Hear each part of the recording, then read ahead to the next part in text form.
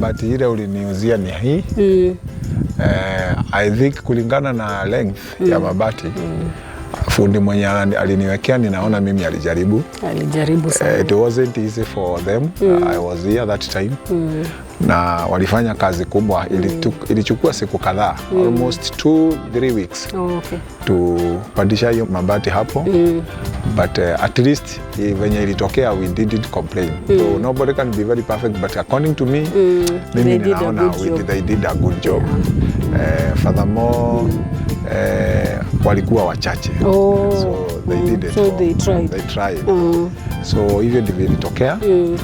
And we are happy. Hiyo nyumba nimekuwa nikiingia ndani wakati wa mvua na haijakuwa ikinyesha. And so we are very happy about it. Again, this is a statement hii area. Kwa sababu hii area kutoka nikuja kanisa letu limekuwa lile. I'm here 5 years now. The pastor was here, alienda after COVID.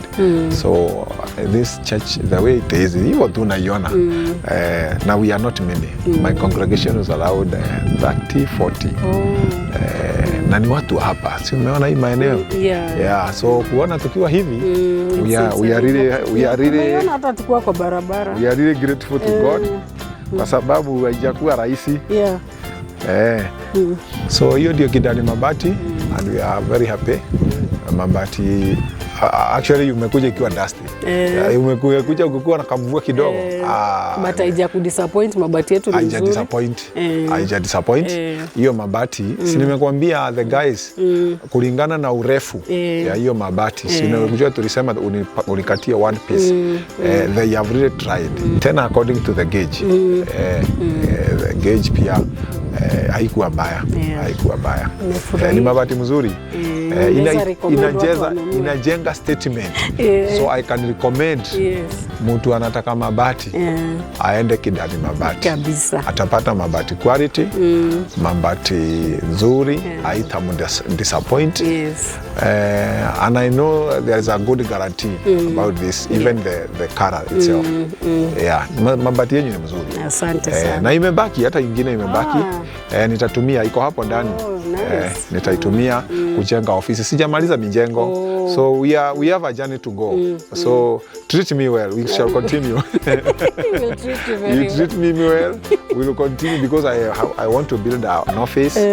God willing, some rooms for Sunday school. Nice. Mungu akitujalia. Hii shamba yetu si kubwa sana. Imefika hapo kwa hiyo nyumba.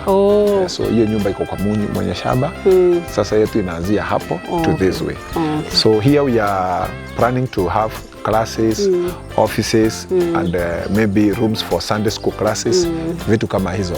And I want to assure you definitely, when I come to that point, Kidani Mabati, kuja tuweke room. All the way. Asante sana. Thank you. Kidani Mabati mko sawa. Kidani Mabati mko sawa. Thank you.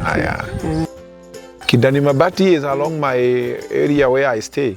So when I was going home, I saw Kidani Mabati when we were almost to do the roofing. And I decided to get in. He was walking, he came. I just walked in and I met Sarah. And I showed him the Mabati. She showed me the Mabati. Actually, she allowed me even to get to the factory my first time. And I was very grateful. I decided that we shall go with Kidani. Again, their price was good. And even they gave me the transport. So na pia nimejenga na Kidani Mabati kwangu. Kuna kanyumba nilikujia tena mabati kidogo, lakini ilikuwa kidogo. So hivyo ndivyo nilijua Kidani Mabati. It's a nice factory, and also the gesture. They brought this load all the way from Bypass. Thank you so much.